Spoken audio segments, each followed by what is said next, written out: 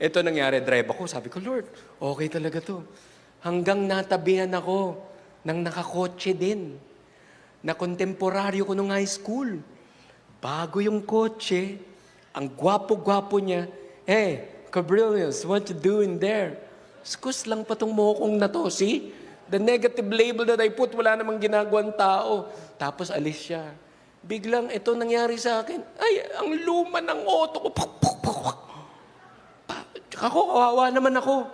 Okay sana hanggang nagkumpara. That's the height of the social epidemic called comparisonitis. Pakiulit sa katabi. Yan ang ginagawa ng inggit, yan ang ginagawa ng selos sa atin.